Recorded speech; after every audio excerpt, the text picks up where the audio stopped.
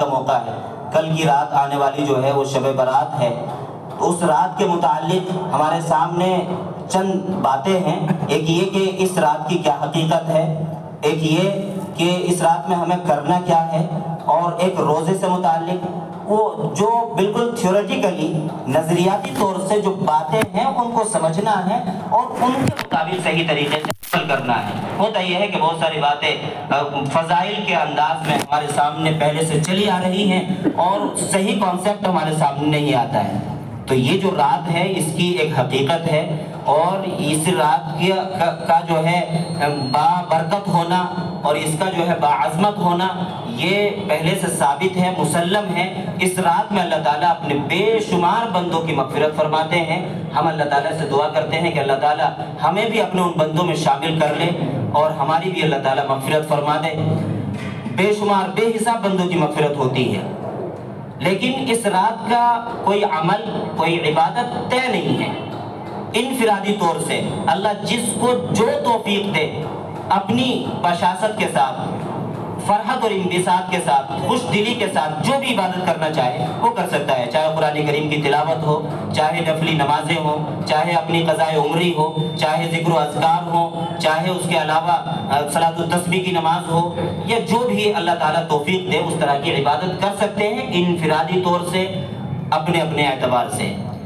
اصل تو یہ ہے کہ بندہ ہو اور اس کا رب ہو اور اللہ سے ناز و نیاز کی باتیں ہوں اور مناجات ہو اور اپنے گناہوں پر شرمندگی کے اور ندامت کے آنسو بہائے جائیں اور اللہ سے معافی مانگی جائے، اپنے لیے بھی، اپنے گھر والوں کے لیے بھی، اور اپنے جو لوگ جا چکے ہیں ان کے لیے بھی، رشتہ داروں کے لیے اور پوری امت کے لیے مغفرت کی دعا کی جائے، استغفار کیا جائے۔ اس لیے کہ ہم ہر وقت جو ہے گناہوں کے اندر لت پت ہیں۔ ہماری زبان کھلتی ہے تو گناہ ہو جاتا ہے،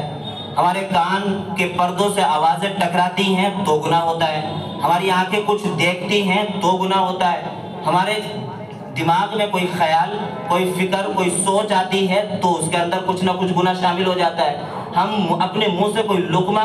اپنے پیٹ کے اندر اتارتے ہیں تو آج کل آپ سب جانتے ہیں کہ کتنی ملاوٹ ہے، کہ حرام چیزیں باقاعدہ کچھ پروڈکٹس کے اندر تو شامل کر دی گئی ہیں، اور باقی جو بچا کچا ہے وہ ہمارے آپسی معاملات ہیں، جھوٹ بولنا ہے اور دھوکہ دینا ہے اور ملاوٹیں ہیں اور خراب مال کو صحیح مال بتا کر بیچنا ہے، وہ ساری چیزیں شامل ہو کر اب بتائیے کہ حرام چیز ہمارے پیٹ میں پہنچ رہی ہے۔ اگر حرام کا لقمہ جب پیٹ میں پہنچتا ہے تو اس کی نحوست کی وجہ سے جو خیالات اندر پیدا ہوتے ہیں وہ بھی گندے ہوتے ہیں، وہ کبھی اچھے نہیں ہو سکتے۔ ہر انسان کے اندر شر بھی رکھا گیا ہے، خیر بھی رکھی گئی ہے، لیکن شر انسان کا اس کی خیر پر غالب رہتا ہے، اسی لیے ہر انسان کا نفس اس کو گناہوں پر آمادہ کرتا رہتا ہے، ہر وقت برائیوں کی طرف اس کا میلان رہتا ہے، خیر کی طرف نہیں آتا۔ نماز پڑھنے کے لیے جلدی سے طبیعت آمادہ نہیں ہوتی ہے، تیار نہیں ہوتی ہے، قرآن کریم کی چند آیتیں تلاوت کرنا ایسا لگتا ہے جیسے پہاڑ کا بوجھ ہمارے اوپر رکھ دیا گیا ہو، اس لیے کہ طبیعت شر کی طرف زیادہ مائل ہوتی ہے، خیر کی طرف نہیں ہوتی ہے۔ لیکن جب انسان اپنے خیر کے جذبے کو، اس مادے کو بڑھاتا ہے تو وہ فرشتوں سے بھی آگے نکل جاتا ہے، اور جب اس کو جو ہے وہ شر والے مادے کو بڑھاتا ہے تو وہ جانوروں سے بھی بدتر ہو جاتا ہے۔ تو یہی حال ہمارے آج کل کی غذاؤں کا ہے کہ آج جو ہمارے اندر صحیح طریقے سے عبادت کی روح داخل نہیں ہو رہی ہے، ہماری نمازوں کے اندر جان نہیں ہے، اس کی وجہ یہ ہے کہ ہمارا کھانا پینا بڑا کمزور ہو چکا ہے، اس کے اندر حرام کی ملاوٹ ہے، سود کی ملاوٹ ہے، جھوٹ کی ملاوٹ ہے۔ ان تمام چیزوں سے پاک کر کے حلال روزی اگر ہم کھائیں گے تو اچھے خیالات ہمارے اندر پیدا ہوں گے، پھر جو ہے عبادت کرنے میں بھی مزہ آئے گا، نیک اعمال کرنے کی توفیق ملے گی، برائیوں سے ہم بچ پائیں گے۔ تو ہمیں اس طریقے سے اپنے آپ کو بنانا ہے کہ اس رات کے اندر ہمیں تمام طرح کی خرافات سے اور بدعات سے اپنے آپ کو بچانا ہے۔ ہمارے نبی زندگی میں ایک مرتبہ قبرستان تشریف لے گئے، سنت سمجھ کر ایک مرتبہ زندگی میں اگر ہم چلے جائیں تو کافی ہے۔ ہر سال قبرستان جانے کو اجتماعی طور سے لازم اور ضروری سمجھنا، یہ جو ہے دین کے اندر زیادتی ہے، اپنی طرف سے اس کو بڑھاوا دینا ہے، یا کوئی نہ جائے تو اس کو ملامت کرنا، برا بھلا کہنا، یہ بھی جو ہے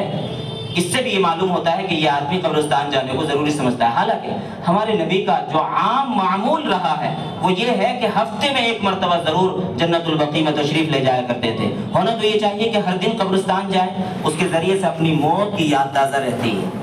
اپنی حقیقت، اپنی حیثیت، اپنی اوقات ہر وقت یاد رہتی ہے کہ میں ہوں کیا۔ یہ بلڈنگیں، یہ جو ہے عمارتیں اور یہ لگژری لائف، یہ کاریں، یہ سب کچھ کاروبار، یہ سب جو ہے انسان کو یہیں دھرا کا دھرا نظر آتا ہے جس وقت وہ قبرستان میں جا کر کھڑا ہوتا ہے۔ اس کو پتہ لگتا ہے کہ یہاں اس مٹی کے نیچے آج مجھے جانا ہے۔ وہ قبر زبان حال سے ہم سے کہہ رہی ہوتی ہے کہ اے دنیا میں، زمین میں چلنے والے، اترانے والے، عیش و مستی کی زندگی گزارنے والے، ایک وقت آئے گا کہ تو یہاں آج میرے اوپر کھڑا ہے، ایک دن ہوگا کہ تو اس کے نیچے ہوگا اور کوئی تیرا پرسان حال نہیں ہوگا۔ سارے تعلقات ختم ہو جائیں گے، سارے رشتے ٹوٹ جائیں گے، سب کچھ ختم ہو جاتا ہے، کوئی نعمت باقی نہیں رہتی ہے۔ ہمارے گھر کے لوگ ہمیں وہاں دفنا کر آ جاتے ہیں، کیا رشتہ باقی رہتا ہے؟ باپ بیٹے کا رشتہ ختم، بھائی بہن کا رشتہ ختم، شوہر بیوی کا رشتہ ختم، صرف وہاں وہ انسان ہے اور اس کے نیک اعمال ہیں، اس کی اپنی زندگی ہے۔ اس لیے کہ موت، یہ دنیا تو ایک دھوکہ ہے، یہ دنیا کی زندگی دھوکہ ہو سکتا ہے، لیکن موت ایک سچائی ہے، ایک حقیقت ہے، اس سے کسی کو فرار نہیں ہے، اس سے کوئی بچ نہیں سکتا ہے۔ اس لیے قبرستان ضرور جانا چاہیے، روزانہ جائیں، ہفتے میں جائیں، مہینے میں جائیں، لیکن اسی رات میں جانے کو ضروری نہ سمجھیں۔ جائیں لیکن ضروری سمجھ کر نہ جائیں۔ یہ جو ہے نظریاتی طور سے یہ بات ہمیں معلوم ہے۔ اسی طرح روزے کا مسئلہ ہے کہ روزہ جو ہے وہ 15ویں شعبان کا نہیں ہے، یعنی شب برات کا کوئی روزہ نہیں ہے، شب برات کے نام سے کوئی روزہ نہیں ہے، ہاں شعبان کا روزہ ہے۔ ہمارے نبی پورے شعبان اس مہینے میں بکثرت روزہ رکھا کرتے تھے، یہاں تک آتا ہے روایت میں کہ شعبان کی پہلی تاریخ سے لے کر 27 شعبان تک آپ لگاتار روزہ رکھا کرتے تھے۔ امی عائشہ رضی اللہ عنہ فرماتی ہیں کہ میں نے آپ علیہ السلام کو کسی اور مہینے میں اس مہینے سے زیادہ روزے رکھتے ہوئے نہیں دیکھا، تو ہم چونکہ یہ شعبان کا مہینہ چل رہا ہے تو اس نیت سے روزہ رکھ سکتے ہیں، لیکن شب برات کے روزے کے نام سے، اس عنوان سے روزہ نہیں رکھا جائے گا۔ حالانکہ ایک روایت ایسی بھی موجود ہے، حضرت علی بن ابی طالب رضی اللہ عنہ فرماتے ہیں کہ آپ علیہ السلام نے فرمایا کہ جب یہ رات آئے فقوموا لیلہا، تو اس رات میں تم جاگ کر عبادت کرو، وصوموا نہارہا، اور اگلے دن کا روزہ رکھو۔ یہ روایت موجود ہے، اگرچہ سند کے اعتبار سے ضعیف ہے، لیکن اس کو رکھ کر اور اس طرح کی روایتوں کو سامنے رکھ کر جو بات صحیح ہے وہ یہ ہے کہ آپ روزہ رکھیں تو اس نیت سے رکھیں کہ یہ شعبان کا روزہ ہے، اور شعبان کا روزہ رکھنا ہمارے نبی کی سنت ہے۔ اور دوسری بات، اس نیت سے روزہ رکھیں کہ ہمارے نبی ہر مہینے کی، چاند کے جو مہینے ہوتے ہیں اسلامی مہینے، ان اسلامی مہینوں کی 13، 14، 15 تاریخ کو روزہ رکھا کرتے تھے۔ تو چونکہ یہ 15 تاریخ ایام بیز میں سے ہے تو یہ بھی ہمارے نبی کی سنت ہے، تو اس اعتبار سے بھی روزہ رکھا جا سکتا ہے۔ تو یہ دو سنتیں جمع ہو رہی ہیں، تو ان دو سنتوں کی نیت سے اگر کوئی روزہ رکھتا ہے تو اس کو سنت کی ادائیگی کا ثواب ملے گا۔ اور یہ وہ سنت ہے کہ ہر مہینے 3 دن کے روزہ رکھنے کی جو ہمارے نبی کی سنت ہے، آج یہ امت سے متروک ہو رہی ہے، اس سنت کو بھی زندہ کرنے کی ضرورت ہے۔ تو اس رات کے تعلق سے بس یہی ہے کہ یہ رات بڑی اہم ہے، بڑی بابرکت ہے، اس رات کو ہمیں وصول کرنا ہے، اس سے فائدہ اٹھانا ہے، اور ہر طرح سے جو ہے اللہ کو راضی کر لینا ہے، منا لینا ہے، اپنی مغفرت کروا لینی ہے۔ اللہ تعالیٰ بے شمار بندوں کو بخشتے ہیں، اور روزے رکھنے کے تعلق سے وہ بات سامنے آ گئی۔ ہاں کچھ ایسے بدبخت اور کم نصیب لوگ ہیں کہ اتنے بندوں کی اللہ مغفرت کرتے ہیں لیکن ان لوگوں کی مغفرت نہیں ہوتی ہے۔ آج ہم دیکھ لیں کہ ہم ان لوگوں میں سے تو ہم نہیں ہیں۔ تو 6، ایک روایت میں تو 2 ہیں، دوسری روایت میں 5 کا تذکرہ ہے، ایک روایت میں 6 کا اور کسی میں 7 ایسے افراد کا تذکرہ ہے کہ ان لوگوں کی اس رات میں بھی، جبکہ اللہ کی طرف سے معافی کا یہ اعلان عام ہوتا ہے، بے شمار لوگوں کی مغفرت ہوتی ہے، لیکن ان لوگوں کی مغفرت نہیں ہوتی۔ ان میں سے ایک تو مشرک ہے، جو اللہ کے ساتھ کسی کو شریک کرتا ہے، اس کی اللہ کی ذات میں، صفات میں، یہ سمجھتا ہے کہ عزتیں کہیں اور سے مل جائیں گی، پیسے سے عزت مل جائے گی، یہ بھی ایک طرح کا شرک ہے۔ جب قرآن میں بتا دیا کہ رزق جو ہے اللہ ہی دیتے ہیں، ان اللہ یبسط الرزق لمن یشاء ویقدر، جب یہ بتا دیا گیا کہ عزت اللہ کی طرف سے ہوتی ہے، وتعز من تشاء وتذل من تشاء بیدک الخیر، تو پھر ہم کہیں اور کیوں تلاش کرتے ہیں؟ قرآن میں ہمیں بتا دیا گیا ان اکرمکم عند اللہ اتقاکم، تم میں سب سے باعزت، مکرم اور مشرف وہ شخص ہے جس کے دل میں زیادہ تقوی ہو، زیادہ اللہ کا ڈر ہو، وہ اللہ کے نزدیک سب سے زیادہ باعزت ہے۔ تو یہ سب باتیں جب قرآن میں ہمیں بتا دی گئی تو ہم کہیں اور عزتیں کیوں تلاش کرتے ہیں؟ ہمیں تو یہی اسی دین کے اندر عزت ملے گی۔ ہماری تو سب سے بڑی شان اور عزت کا یہی معیار ہے کہ ہم حقیقت میں مسلمان بن جائیں، تو مشرک کی بخشش نہیں ہوتی ہے۔ دوسرا ہے عاق للوالدین، والدین کے نافرمان کی بخشش نہیں ہوتی ہے۔ ماں باپ کا جو نافرمان ہوتا ہے، ایک تو ہوتی ہے چھوٹی موٹی ناراضگی، وہ تو چلتی رہتی ہے دنیا کے اندر، لیکن یہاں عاق کے معنی ہوتے ہیں کہ ایسی نافرمانی اور بیٹے اولاد کی طرف سے ایسی تکلیف کہ ماں باپ کا دل پارا پارا ہو گیا ہو، چھلنی چھلنی ہو گیا ہو، رنجیدہ ہو گیا ہو، ٹکڑے ٹکڑے ہو گیا ہو، ماں باپ کے دل سے اس اولاد کے لیے بد دعا نکل رہی ہو، وہ زبان سے اظہار کر رہے ہوں کہ اس اولاد نے مجھے تکلیف میں مبتلا کر دیا، مجھے رنجیدہ کر دیا، مجھے غم میں مبتلا کر دیا۔ اگر ایسا کوئی بیٹا ہے، ایسی کوئی بیٹی ہے، تو ان کو اپنے ماں باپ کو منانا چاہیے، ان سے معافی مانگنی چاہیے اور اپنے ماں باپ کو خوش کرنا چاہیے۔ لیکن اگر انہوں نے ایسا نہیں کیا تو چاہے وہ پوری رات مسجد میں بیٹھ کر سجدے کی حالت میں گزار دیں، اور یہاں نہیں بیت اللہ جا کر مکہ مکرمہ میں خانہ کعبہ کے غلاف سے چپٹ کر روتے رہیں، اگر ماں باپ ناراض ہیں بخشش نہیں ہو سکتی ہے۔ اس لیے کہ ہمارے آقا نے بتا دیا رضا الرب فی رضا الوالد وسخط الرب فی سخط الوالد، معیار متعین کر دیا گیا کہ اگر کسی کو یہ چیک کرنا ہو کہ اس کا رب اس سے راضی ہے یا نہیں تو دیکھ لے کہ اس کا باپ اس سے راضی ہے یا نہیں۔ اگر باپ راضی تو رب راضی، باپ ناراض تو رب ناراض۔ تو ہم اپنے ماں باپ کو ناراض کر کے اللہ تعالیٰ سے اپنی بخشش نہیں کروا سکتے ہیں۔ اسی طریقے سے بتایا گیا کینہ رکھنے والا، اس کی بھی بخشش نہیں ہوتی ہے۔ اپنے دل میں بغض رکھتا ہے، غصہ رکھتا ہے، نفرت رکھتا ہے، حسد رکھتا ہے، جب بھی کوئی سامنے آتا ہے جس سے اس کے دل میں بغض ہے تو اس کو دیکھ کر غصہ آ جاتا ہے، اس کو نیچے گرانے کی جو ہے پلاننگ کرتا ہے، منصوبے بناتا ہے، تو ایسے شخص کی بھی بخشش نہیں ہوتی ہے۔ اسی طریقے سے قاطع رحم، رشتے ناتوں کو توڑنے والا، آپ علیہ السلام نے تو ایک مرتبہ دعا کے لیے ہاتھ اٹھائے تو معلوم کیا کہ کوئی یہاں پر رشتے ناتوں کو توڑنے والا تو نہیں ہے، اگر ہو تو چلا جائے، اس لیے کہ حالانکہ آپ علیہ السلام دعا فرما رہے ہیں، صحابہ کا مجمع ہے، لیکن اللہ کے نبی یہ فرماتے ہیں کہ یہ دعا قبول نہیں ہوگی اگر اس مجمع کے اندر کوئی جو ہے رشتے ناتوں کو توڑنے والا بیٹھا ہے، بھائی بہن سے جو ہے اپنے تعلقات کو ختم کر کے بیٹھا ہے، اپنے جو ہے اور دیگر رشتہ داروں سے اپنے تعلقات کو ختم کر کے اگر کوئی بیٹھا ہے، کتنے بھی ہاتھ اٹھا کر رو رو کر دعائیں مانگ لے، اگر جو ہے اس نے بلا وجہ ان کو ناراض کر رکھا ہے، تکلیف دے رکھی ہے، تو بخشش نہیں ہوگی۔ اسی طریقے سے مسبل الازار، اپنے پاجامے کو یا پینٹ کو یا جو بھی کپڑا پیروں پر اوپر سے پہنا جاتا ہے، لٹکا ہوا ہوتا ہے، ٹخنوں سے نیچے لٹکانے والا، اس کی بخشش نہیں ہوتی ہے۔ لیکن اس میں بھی یہ وضاحت ضروری ہے کہ اگر بے خیالی میں یا انجانے میں یا یوں ہی غفلت میں کسی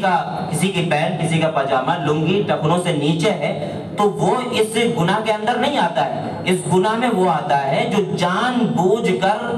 فخریہ انداز میں تکبر کرتے ہوئے، اپنے آپ کو بڑا سمجھتے ہوئے اپنے پینٹ کو، اپنے پاجامے کو نیچے لٹکائے رکھتا ہے، اور وہ یہ سمجھتا ہے کہ اس نیچے لٹکانے سے میری جو ہے عزت ہوگی، یا میرا جو ہے بڑا پن جو ہے ظاہر ہوگا، یا میں لوگوں کو یہ بتاؤں گا کہ میں ایک بڑا آدمی ہوں۔ تکبر کی حالت میں اگر کوئی ایسا لٹکاتا ہے تو اس کی بخشش نہیں ہوتی ہے۔ اور یوں ہی اگر غفلت میں کسی کا پاجامہ پینٹ اگر لٹکی ہوئی ہے تو اگرچہ یہ بھی صحیح نہیں ہے، ان کو جو ہے چاہیے کہ وہ اپنے پاجامے کو ٹخنے سے اوپر ہی رکھیں۔ اور اس میں جو ہے بہت سارے لوگوں نے یہ تفریق کر لی کہ نماز میں بس ٹخنے کھولنے چاہیے، بغیر نماز کے جو ہے ٹخنے چاہے ڈھکے ہوئے ہوں کوئی حرج نہیں ہے۔ حدیث کے اندر ایسا کچھ نہیں ہے، یہ ہماری طرف سے جو ہے اضافہ ہے۔ حدیث کے اندر بالکل مطلق یہ بات کہی گئی ہے کہ جو بھی ٹخنوں سے نیچے اپنے پینٹ کو یا ازار کو لٹکاتا ہے تو اللہ تعالیٰ اس کی طرف رحمت کی نظر سے نہیں دیکھیں گے۔ تو ہمیں جو ہے اس گناہ سے اپنے آپ کو بچانا ہے۔ اسی طریقے سے شرابی کی مغفرت نہیں ہوتی ہے، شراب پینے والے کی مغفرت نہیں ہوتی۔ اس لیے کہ شراب ام الخبائث ہے، تمام گناہوں کی ماں اور جڑ ہے۔ اگر کوئی شراب پی لے تو اس گناہ کے بعد اس سے دوسرے گناہوں کا صادر ہو جانا اور آسان ہو جاتا ہے۔ پھر وہ جھوٹ بھی بولے گا، اپنے راز بھی ظاہر کر دے گا، پھر وہ ماں باپ کی نافرمانی بھی کرے گا، وہ بیوی کو بھی مارے گا، وہ بچوں کو بھی مار سکتا ہے، وہ طلاق بھی دے سکتا ہے، وہ کچھ بھی کر سکتا ہے، اس لیے کہ اس نے شراب پی رکھی ہے۔ اسی طریقے سے زنا کرنے والے کی مغفرت نہیں ہوتی ہے۔ جو زنا کرتا ہے، قرآن کریم میں ہمیں حکم دیا گیا ہے وَلَا تَقْرَبُوا الزِّنَا إِنَّهُ كَانَ فَاحِشًا وَسَاءَ سَبِيلًا، کہ زنا کے قریب بھی مت جاؤ، ایسا کوئی عمل نہ کیا جائے کہ جس سے زنا کی قربت حاصل ہو۔ ہم اللہ تعالیٰ سے یہی دعا کرتے ہیں کہ اللہ تعالیٰ اس گندے اور برے اور کبھی عمل سے اللہ تعالیٰ ہم سب کی اور پوری امت مسلمہ کی اللہ حفاظت فرمائے۔ آج کل کا جو ماحول ہے اس کے اندر یہ گناہ بڑا عام ہوتا جا رہا ہے، اور اس کی بہت ساری وجوہات بھی ہیں کہ نکاح میں تاخیر ہوتی ہے، کیریئر کے پیچھے جو ہے لوگ پڑے رہتے ہیں، جوانیاں گزر جاتی ہیں اور دوسروں کی بیٹیوں سے اور دوسروں کی بہنوں سے کھلواڑ ہوتا رہتا ہے، اور سمجھتے ہیں کہ جب تک کیریئر بنے گا اسی کے بعد نکاح کریں گے۔ ارے ایسے کیریئر پر اور ایسی جو ہے زندگی پر جو ہے لعنت ہو، اور اس کو جو ہے آپ ختم کریں۔ ہمارے نبی کا جو طریقہ ہے، جو سنت ہے، اس کو اپنائیں کہ بچہ جب بالغ ہو جائے تو ان کا نکاح کر دیا جائے۔ اللہ تعالیٰ کی طرف سے ان کے رزق کا خود اللہ انتظام فرمائیں گے۔ اسی طریقے سے اللہ تعالیٰ ایک اس کی مغفرت نہیں کرتے ہیں کہ جس کے دل میں کسی کی طرف سے کینہ ہوتا ہے، بغض ہوتا ہے، تو ہم یہ غور کریں، اپنا جائزہ لیں، اپنے محاسبہ کریں۔ ہم کاروبار کا حساب لگاتے ہیں اور بغیر حساب کتاب لگائے ہمارا کاروبار ترقی نہیں کرتا ہے، تو اسی طریقے سے ہم یہ سمجھیں کہ ہمیں اپنی زندگی کا بھی حساب رکھنا ہے، اپنا بھی محاسبہ کرتے رہنا ہے، اپنا بھی حساب و کتاب اپنے پاس رکھنا ہے کہ میری زندگی کیسی چل رہی ہے۔ تو اس کے لیے ہمیں توبہ اور استغفار کرنے کی ضرورت ہے۔ جب ہم کہتے ہیں استغفر اللہ ربی من کل ذنب واتوب الیہ، تو اس کا مطلب یہ ہوتا ہے کہ ہم نے اپنے آپ کو چھوٹا مانا ہے اور اپنے رب کو بڑا مان کر ہم اللہ سے بار بار معافی مانگ رہے ہیں۔ تو اپنی اوقات ہمیں یاد رہتی ہے، اپنی حیثیت کا اندازہ رہتا ہے، تو اس لیے بار بار استغفر اللہ ربی من کل ذنب یہ پڑھتے رہیں، اپنی مغفرت کرائیں، اپنے گھر والوں کے لیے دعا کریں، اور حقیقت میں مسلمان بن کر زندگی گزاریں۔ اس وقت کے ملک کے اور پوری دنیا کے جو حالات ہیں ان کو بتانے کی ضرورت نہیں ہے، ہم سب واقف ہیں۔ بیدار رہنے کی ضرورت ہے، ہر وقت چوکنا اور ہوشیار رہنے کی ضرورت ہے، اور ہر وقت جو ہے اپنے اعتبار سے اپنے آپ کو تیار رکھنے کی ضرورت ہے، چاہے وہ ہمارے ڈاکومنٹس کا مسئلہ ہو، چاہے کسی اور طرح سے ہماری تیاری کا مسئلہ ہو، ہمیں اپنے آپ کو جو ہے ہر طرح سے تیار رکھنا ہے۔ اور آخری بات کہہ کر بات ختم کرتا ہوں کہ اپنے جو ہماری نسل ہے، ہماری جو اولاد ہے، اپنا سب کچھ لٹا کر بھی، اپنا سب کچھ نقصان کر کے بھی اگر ان کا ایمان بچ جائے تو ان کے ایمان کو بچانے کی فکر کرنی ہے۔ ان کے ایمان کو بچانے کے لیے ہم جو کچھ بھی کر سکتے ہوں، جو کچھ بھی ہم سے ہو سکتا ہو اس کو کر لیں، تو انشاءاللہ ہم بڑے کامیاب ہوں گے، اور ہم بہت بڑا کام دنیا سے کر کے جائیں گے کہ ہم اپنی نسل کی اور اپنی اولاد کی ایمان کی حفاظت کریں، ان کے ایمان کو بڑھائیں، اور ان کا ایمان پر جو ڈاکہ زنی کے منصوبے چل رہے ہیں، ان کے ایمان کو سلب کرنے کی جو کوششیں ہو رہی ہیں، ان کو جو ہے ہم ناکام بنائیں، اور بچوں کے ایمان کو اور ان کی اسلامی تربیت کریں، ان کو نیک بنائیں۔ اللہ تعالی ہم سب کو کہنے سننے سے زیادہ عمل کی توفیق عطا فرمائے۔ وآخر دعوانا الحمدللہ رب العالمین۔